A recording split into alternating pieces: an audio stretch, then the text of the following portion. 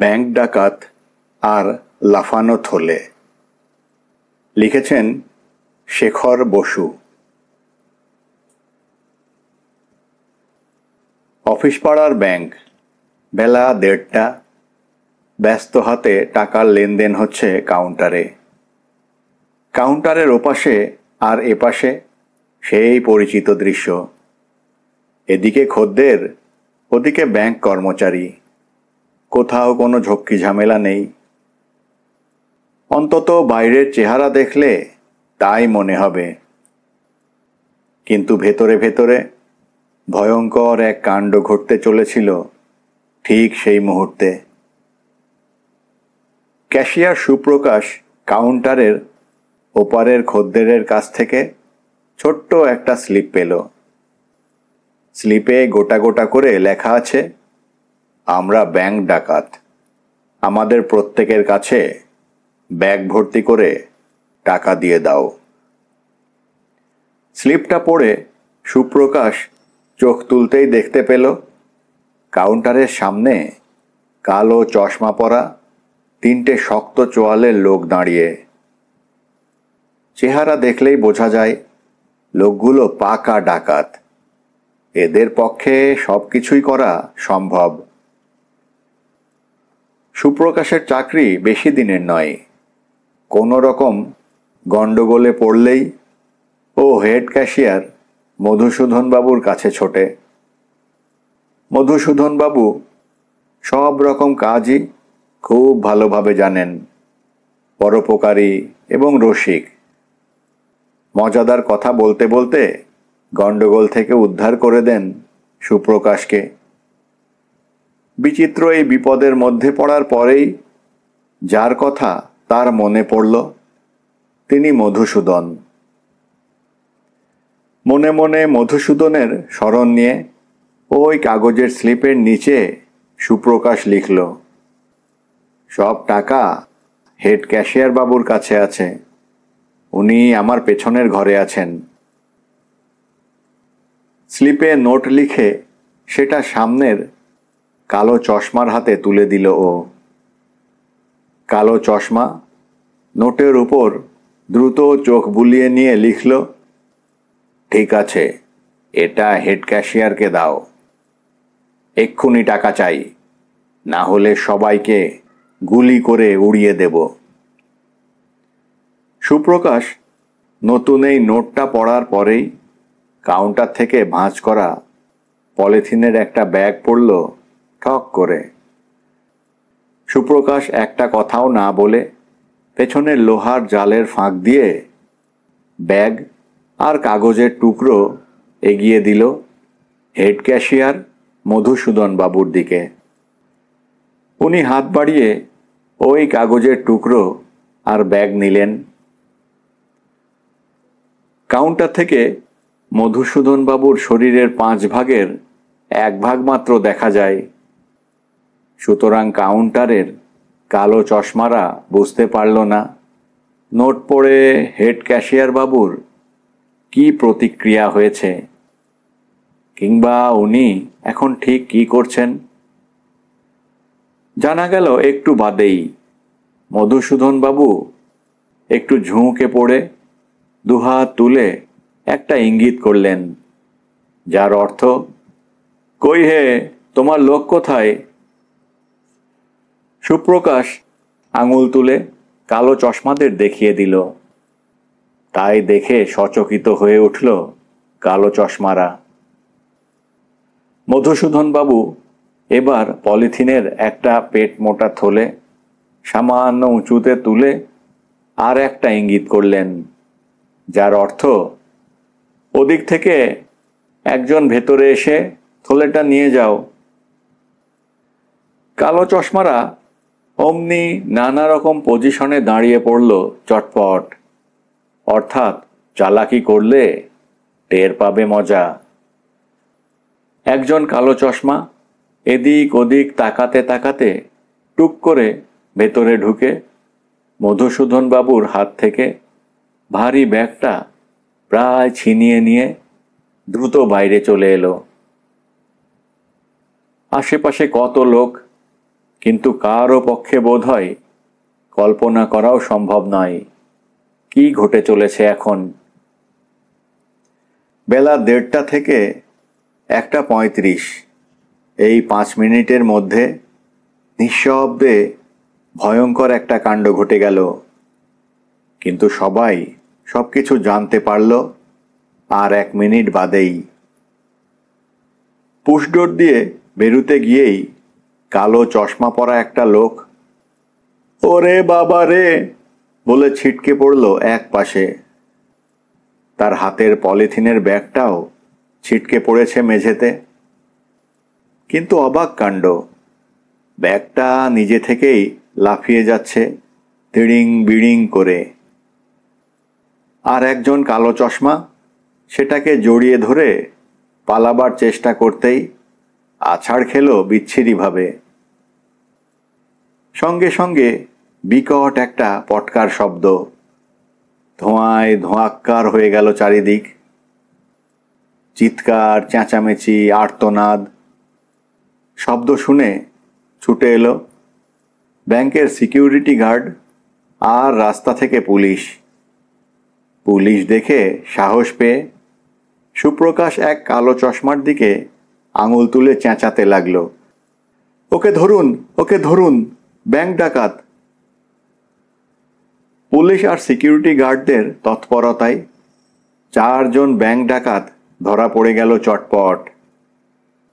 ডাকাতরা আর লড়বার চেষ্টা করল না। লড়ে কি লাভ? অফিস পাড়ার ব্যাংক, পটকার শব্দ আর চিৎকার চেঁচামেচিতে কয়েকশো লোক জমে গেছে রাস্তায়। 4 জন সশস্ত্র ব্যাংক ডাকাত ভদ্রলোকের মতো আত্মসমর্পণ করল পুলিশের হাতে। এত সহজে 4 জন কুখ্যাত ব্যাংক ডাকাতকে ধরতে পেরে পুলিশদের আনন্দ আর দেখে কে? ডাকাতদের কাছ থেকে উদ্ধার করা হলো 4টে পিস্তল আর 3টে পটকা। পটকার সংখ্যা ছিল 4, একটা তো একটু আগেই ফেটে গেছে। পটকাগুলো নির্দোষ ফাটলে বিকট আওয়াজের সঙ্গে সঙ্গে গাঢ় ধোঁয়া বের হয়। এগুলো লোকজনকে ভয় দেখিয়ে গা ঢাকা দেওয়ার জন্য।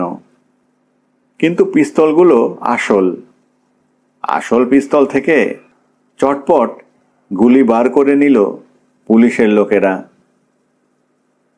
কিন্তু অদ্ভুত ব্যাপার, টাকা ভর্তি থলিটা তখন থেকে তিড়িং বিড়িং করে লাফিয়েই যাচ্ছে মেঝের ওপর।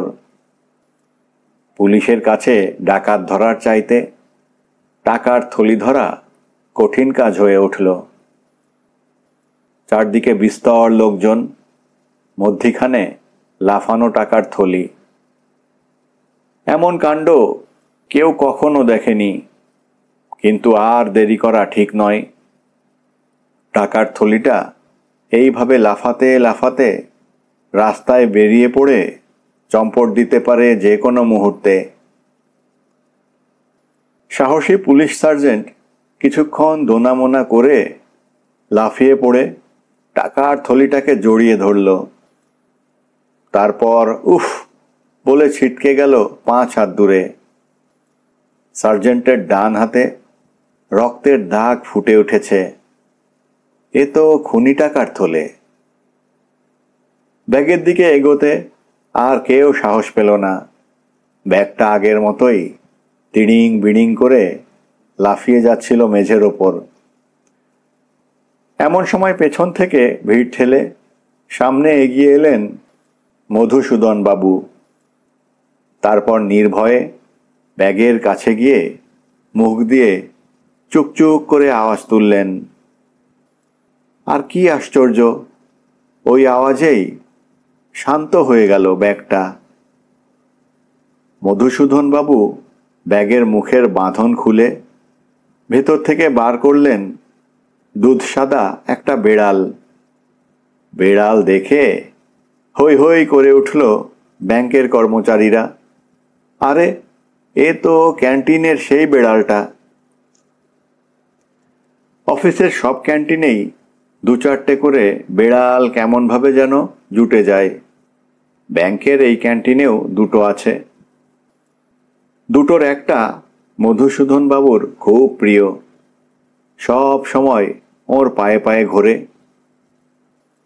মধুসূদন বাবু প্রতিদিনই বাড়ি থেকে বেড়ালটার জন্যে কিছু না কিছু খাবার নিয়ে আসেন অফিসে। বেড়ালটা বসে থাকে ওর পায়ের কাছে, কাজের ফাঁকে ফাঁকে এটা সেটা ওকে খেতে দেন উনি। কিন্তু এই বেড়ালটা ডাকাতদের ব্যাগে গেল কি করে? ব্যাগে বেড়াল বাদে আর কিছু ওয়েট পেপার ছিল। সব দেখে ডাকাতদের সে কি রাগ, এর জন্যে ধরা পড়তে হলো। কিন্তু ধরা পড়ার পরে রাগ দেখাবার কোনো মানেই হয় না।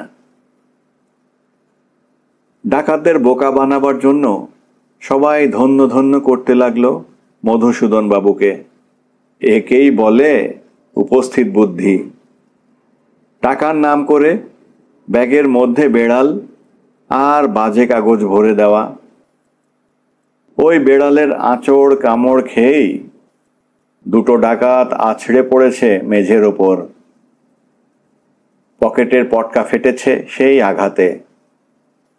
তারপরেই ওরা ধরা পড়েছে পুলিশের হাতে। মধুসূদন বাবুর বাহাদুরি নিয়ে প্রশংসার তুবড়ি উঠছিল চারদিক থেকে, কিন্তু প্রশংসার দিকে একটুও কান দিচ্ছিলেন না উনি। সত্যিকারের গুণী মানুষ বোধহয় এদেরই বলা হয়ে থাকে। পরদিন কাগজে কাগজে মধুসূদন বাবুর উপস্থিত বুদ্ধির কাহিনী ছাপা হলো ফলাও করে। এও জানা গেল ব্যাংক কর্তৃপক্ষ আনুষ্ঠানিকভাবে একটা প্রমোশন দিয়ে মধুসূদন বাবুর বাহাদুরির স্বীকৃতি দেবে। মধুসূদন বাবু কিন্তু ঘটনার পর থেকে আশ্চর্য রকমের চুপচাপ হয়ে গেছেন। রসিক আড্ডাবাজ মানুষ, কিন্তু আজকাল আর কারও সঙ্গে তেমন কথাবার্তা বলেন না। ক্যান্টিনের ওই বেড়ালটার শুধু আদর যত্ন বেড়ে গেছে অনেকখানি। মধুসূদন বাবু বেড়ালটার জন্যে বাড়ি থেকে ভালো ভালো খাবার দাবার আনছেন রোজ। একদিন আড়ালে মধুসূদন বাবুকে চেপে ধরল সুপ্রকাশ। দাদা, এত বড় একটা কাণ্ড ঘটে গেল, অথচ আপনি এত চুপচাপ কেন? মধুসূদন বাবু শুকনো হেসে বললেন, সব কৃতিত্ব এপ্রিল ফুলের, কিন্তু ব্যাপারটা এত দূর গড়িয়ে গেছে যে এখন আর ও নিয়ে মুখ খুলতে ভরসা পাচ্ছি না। মানেটা সহজে মধুসূদন বাবু ভাঙতে চাননি, কিন্তু সুপ্রকাশের চাপের কাছে হার স্বীকার করতে হয়েছিল ওকে। সুপ্রকাশ অবশ্য কথা দিয়েছিল আসল ব্যাপারটা কাউকেই জানাবে না। জানায়ওনি। তবে ব্যাপারটা এখন অনেক দিনের পুরনো ঘটনা হয়ে গেছে বলে জানাতে আর দোষ নেই। মধুসূদন বাবু ইতিমধ্যে রিটায়ারও করে গেছেন চাকরি থেকে। আসল ব্যাপারটা এবার জানাচ্ছি আপনাদের। সেদিন ছিল 1 এপ্রিল। সেদিন সকালে বাড়ির সবাই মধুসূদন বাবুকে আলাদা আলাদা করে 5 বার এপ্রিল ফুল করেছিল। সাত সকালে 5 বার বোকা বনে উনি খুব সতর্ক হয়ে গিয়েছিলেন।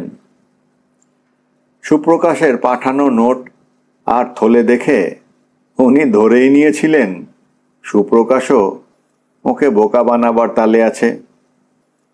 তাই তিনি পাল্টা বোকা বানাবার জন্যে সবার চোখের আড়ালে ব্যাগের মধ্যে বেড়াল আর বাজে কাগজপত্র ভরে দিয়েছিলেন। তারপর কি কি ঘটেছিল সেটা তো আপনারা জেনেই গেছেন।